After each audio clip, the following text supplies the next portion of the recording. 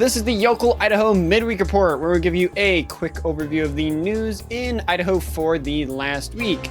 This week, and starting with our first stories, we'll be looking at the impact of House Bill 710, specifically on porn in public libraries. We'll also be looking at how the Canyon County GOP is censuring the Secretary of State, how the Old State Saloon owner is being excommunicated, and how In-N-Out is continuing to grow in eastern Idaho.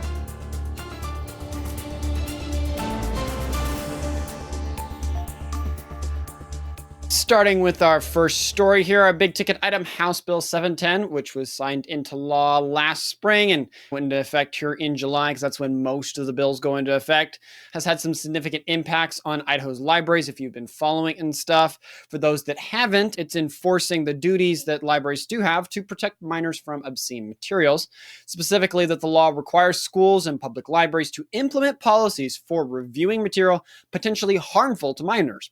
In response, a couple libraries have whined and cried about this whole thing, as you can guess, but the libraries that haven't, or have decided to move on and be big boys, have been reevaluating their collections and procedures according to the bill and what it deems harmful.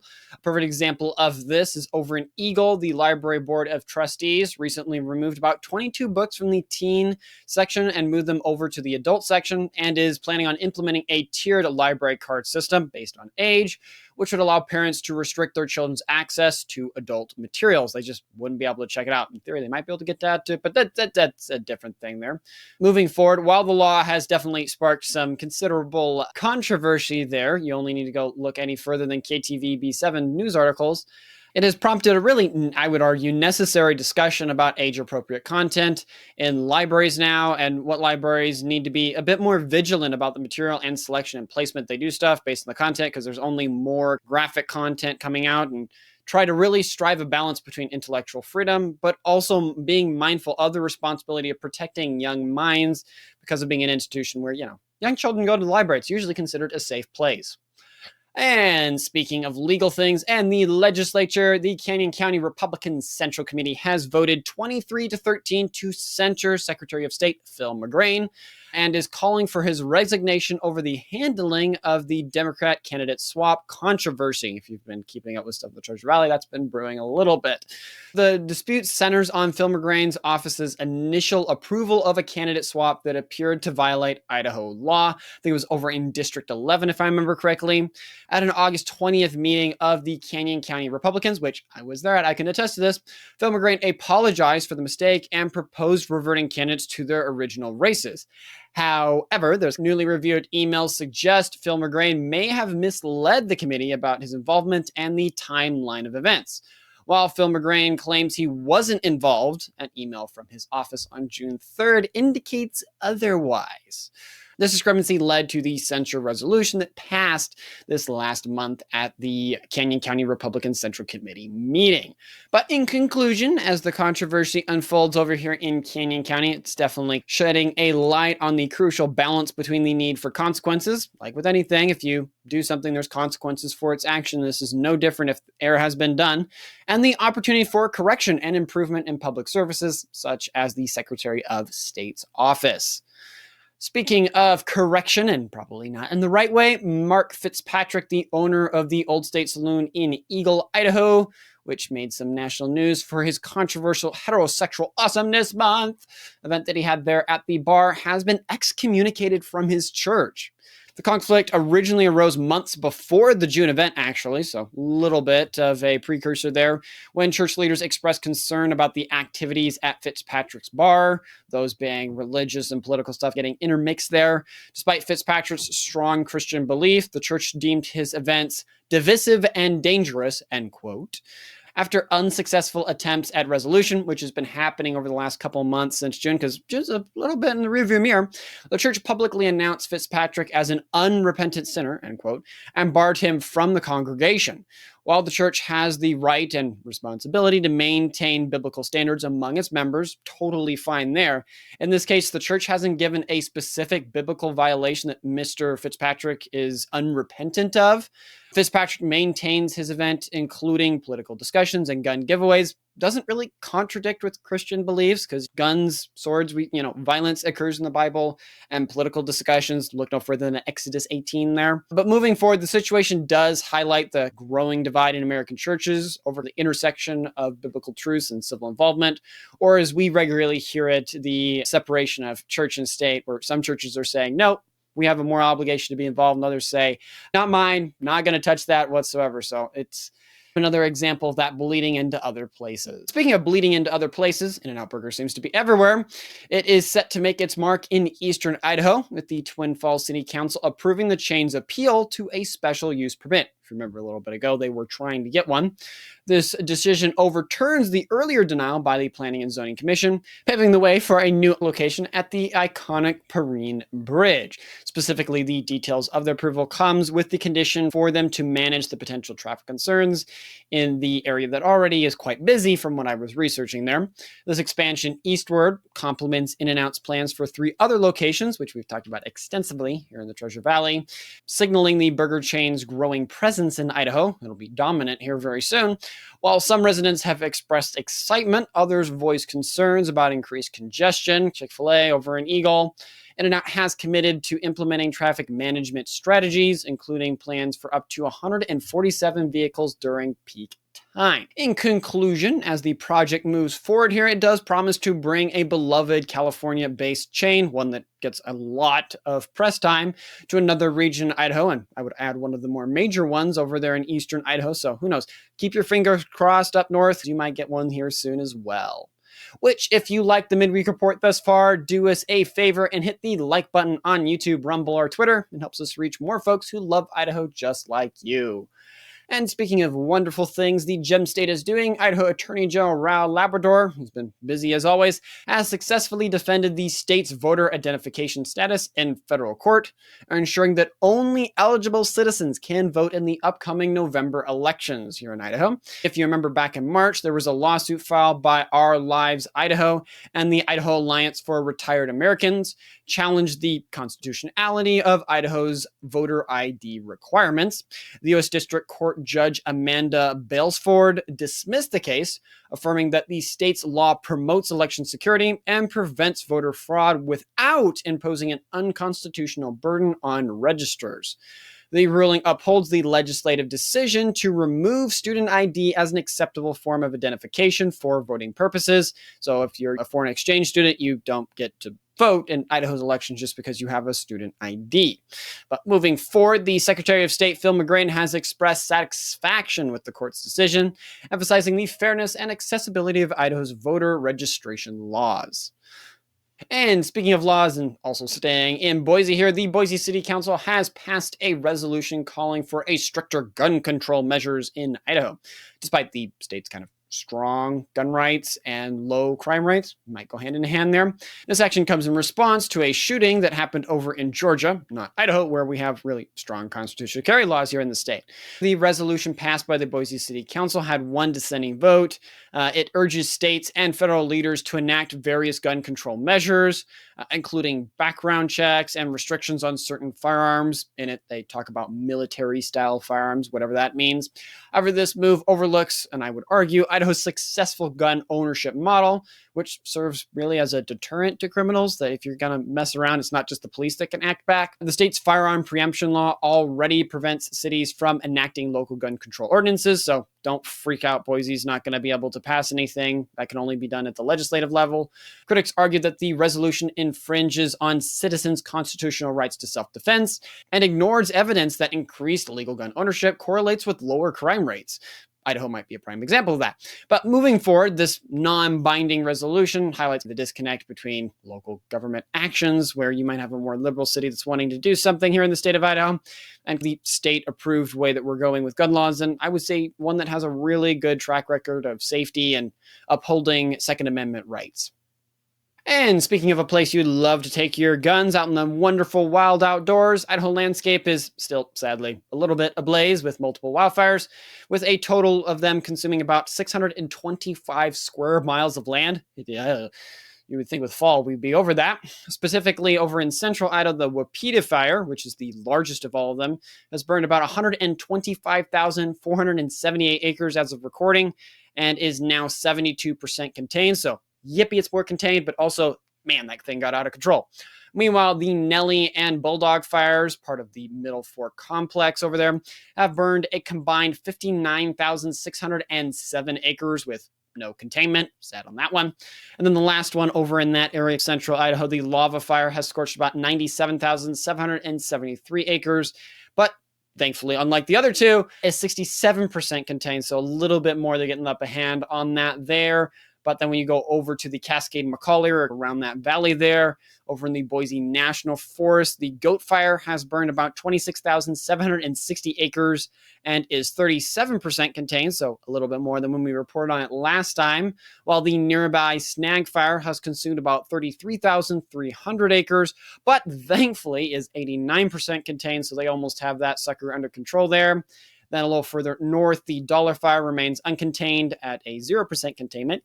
Yippee, not, and has burned about 4,360 acres. Overall, these fires are continuing to burn in the main central and southeastern Idaho. Granted, there's some up north and a few spattered down in eastern Idaho. But overall, it's sadly, like you can guess, probably threatening wildlife habitats in nearby communities. Firefighters are, though, continuing to battle the blazes, but with us going out of summer into fall here, there's been changing weather, and many of them in central Idaho, if you've looked at a map, are in some really rugged terrain that's posing some unique challenges for the firefighters. But moving forward, like with any of them, we'll have a link down below, which is to the fire map that the Idaho Fire Department has. They, I think, pretty much update that daily. So if there's different road closures or stuff you're going to have to look at, or if you're in an area like that where things are changing all the time, please make sure to check that, stay informed, and also just be aware of the air quality, because down here in the Treasure Valley, we don't have a problem with it as much anymore, but you guys close to the fire may have some problems there.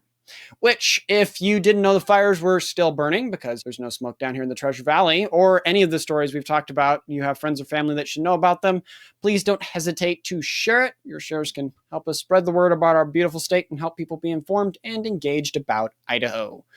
Speaking of being informed and engaged, and also talking about fires still, Highway 21 between Lowman and Stanley has finally reopened after months of being closed for nearly a month due to the Wapiti wildfire over there that we just talked about, the biggest one. The Idaho Transportation Department reopened the road on 8 a.m. last Friday, September 20th, much to the relief of local residents and travelers that have probably been wanting to get over that way in different resources. This burned over about 125 acres across both Boise, Sawtooth,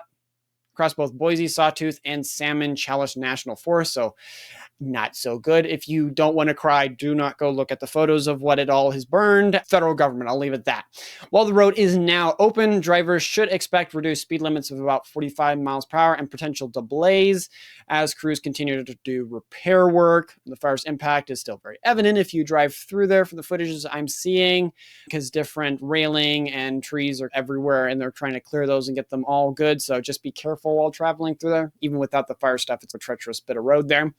But despite the challenges, some businesses along the route, like the Sourdough Lodge, have actually remained open, even though the road's been closed, and been hosting firefighters there while they've been trying to work on the fire. However, other areas, including the Sawtooth Lodge, remain closed due to the ongoing fire activity and kind of being the end of the vacation season over in those areas. But a little bit on a positive note, the fires destroyed some stuff, but building things up and staying with the topic of transportation, the Idaho Transportation Department, ITD as we've all heard it, is taking the initial steps to renovate its main building on State Street in Boise, the wonderful capital of our state there. ITD has unanimously voted to rescind the 2022 resolution that declared the property surplus, which in effect is effectively bringing it under the control of the agency once again. Specifically on that vote, the decision comes in response to the legislature's move to halt a planned sale of the 44-acre property. The board has directed staff to work with the Department of Public Works to create a cost estimate for renovating the building, which for some of you that may not remember, it has been vacant since 2022 when there was a flood there. The previous estimates for renovation for it after the flood range from about $32.5 million to $63.2 million. This move signals the agency's compliance with the legislative intent, because there's been a lot of back and forth on that one, despite earlier plans to relocate the state's Chinden campus. But Moving forward, the decision marks a significant shift in the future of ITD's headquarters and its presence there on State Street. I'm actually glad they're going back. It's got a really cool steam shovel, and it's a nice little spot there. Hopefully it doesn't create too much traffic. And speaking of funding and an institution that is always efficient with our money, the Kuna School District is pushing for a $3.6 million supplemental levy this November, citing the need to maintain 37 teacher positions and add 6 more. The district claims that the funds are crucial for reducing class sizes and updating student technology and textbooks. Specific details on the levy there is that if it fails, there could be significant cuts, including the reducing of kindergarten to half days and increased class sizes. However, given the public schools' track record of often being a little inefficient with the use of resources, shocker, a government institution would do that, it's worth questioning whether this additional funding is truly necessary or if it's a band-aid for a deeper systemic issue of managing money. The district has already cut about $2.5 million from its budget this year, raising questions about financial management to a certain degree. Moving forward, while education funding is important and we do want to invest in the future of the next generation, you as voters, we would argue, should be critically examining whether throwing more money at the problem will lead to actually meaningful improvements or perpetuate an inefficient system, aka the public school system. Which, if you've liked the Midweek Report so far and want to keep up to date on all things Idaho and all the other content that we make sure to subscribe or follow us so you don't miss any of our future content. And coming to the last part of the show, if you made it this far, thank you so much. The Idaho Wheat Commission is reviving plans to replace its one-story building near the state capitol with a larger structure there in downtown Boise.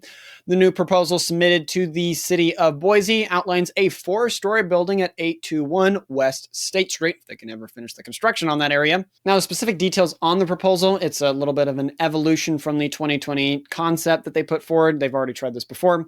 It features a ground floor retail spaces, office areas on the second and third floors, and a side note on the third floors, it's designed to house various agricultural advocacy organizations. Shocker, a place that's within sight of the Capitol building is going to have advocacy organizations in it. I never saw that coming. And a top floor with a rooftop patio and a boardroom so they can look over there at the Capitol while they're having their meetings. The exterior renderings show a sandstone colored facade with arching windows complementing the nearby historic buildings. Yes, design things classically if you can match it. It's a good thing. While the project is still in the preliminary phase and subject to changes, it represents a significant upgrade from the current structure that's there, which is, I would say, a little outdated and doesn't match the rest of the area. Moving forward, the proposal must undergo a neighborhood meeting there. I don't know why there'd be neighborhoods in downtown Boise, but neighborhood meeting and the Boise's full permit process before moving forward. And then moving over from Ada County over to Canyon County a little further west, the Caldwell Fire Department is advocating for the relocation of Fire Station 1 to the old City Hall site, kind of sparking a little bit of debate at the City Council last meeting. Specifically, Deputy Chief Matt Sherp emphasized the crucial nature of response times, noting that a minute can make a significant difference when it comes to fire growth. The department stressed the importance of maintaining a downtown presence for community engagement and quick responses. However, the city council members expressed concern about the future developments in the Chicago Street area, questioning the wisdom of moving away from that location over there. The fire department assured the council that they have plans for future stations on that so-said street. But moving forward, while the meeting was primarily more of a discussion and both parties are hoping to meet an agreement on that, it does highlight the difficulty that comes on when considering and balancing the responsibilities of different fire capabilities, but also weighing that with urban development and how you're planning out the city there. And continuing and wrapping up here with Caldwell, and this one's kind of, you can guess it's at the bottom for a reason, but still something rather interesting. The Caldwell High School's annual homecoming parade scheduled for last Friday was actually unexpectedly canceled due to potential threats to school districts in the area. The Caldwell School District made this difficult decision on Thursday of last week, citing safety concerns for students, staff, and community. Now, while the threat was not deemed credible at the time, let that sink in for a second. Officials chose to err on the side of caution. The school remained open on Friday, but parents were given the option to excuse their children from attendance, so maybe a little less large homecoming there. The district emphasized its close collaboration with the Caldwell Police Department in investigating the threats and encouraging students to report any concerning information to trusted adults there. But moving forward, despite the disappointment for those that were hoping to go to homecoming over there, there are hopes and possible plans that a homecoming celebration may be rescheduled for a later date. Speaking of a later date, I got other stuff I got to get to, and you probably do as well. So thank you for listening to the entire report. I sincerely hope you found it enjoyable and valuable. If you like the Midweek Report, please make sure to check out the rest of our content. We're working hard on that, cranking out new stuff all the time. Also, if we missed any important points or provided incorrect information, please feel free to reach out to us by email at lyimedia@protonmail.com or on Twitter by tweeting me at Yocal Idaho. The small team we have, we're not able to cover everything, but we do our best to cover the most interesting and important stories to you. Thank you for your continued support and assistance. That's all for now. Have a fantastic rest of your week. Godspeed.